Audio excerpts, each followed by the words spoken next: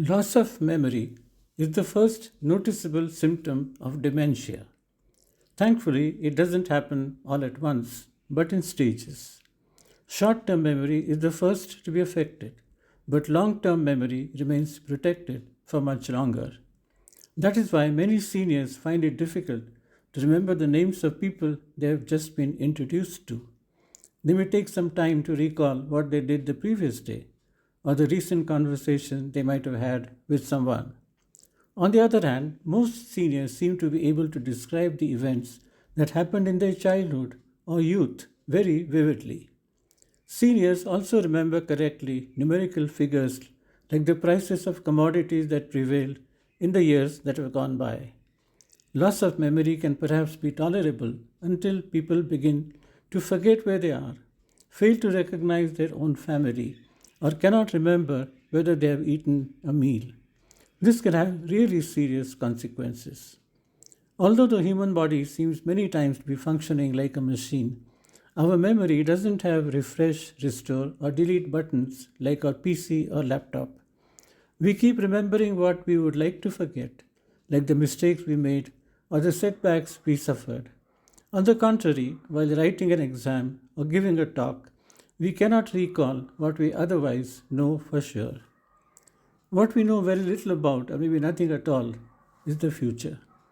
We tend to imagine the future by extrapolating from the past, and here is where memory assumes importance.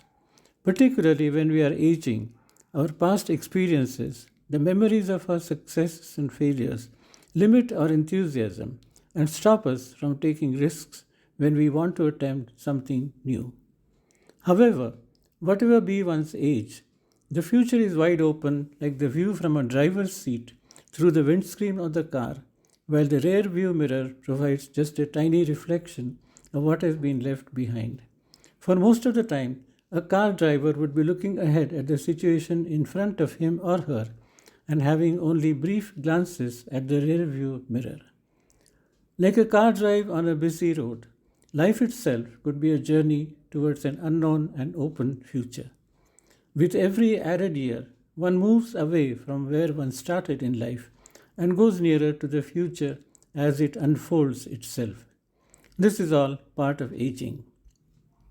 Life is difficult to define, and great people have used various metaphors to describe it.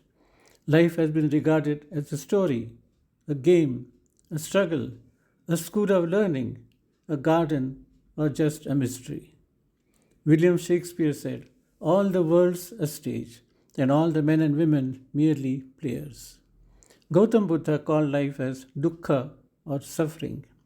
The Bhagavad Gita says that life consists of doing your duty without expecting results. St. Paul the Apostle wrote, "This one thing I do, forgetting what is behind and straining toward what is ahead, I press on toward the goal to win the prize for which God has called me." In the Bible, God is heard saying, "Forget the former things. Do not dwell on the past. See, I am doing something new." God is not telling his people to erase their memory as one can do with a computer or mobile. In fact, God has done great things for people, but he urges them not to remain fixated on those memories. Instead, God calls people to look forward to the new thing he is about to do.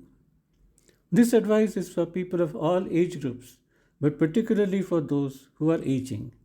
They should be looking for new things emerging from beyond the horizon. They should not consider everything old as gold.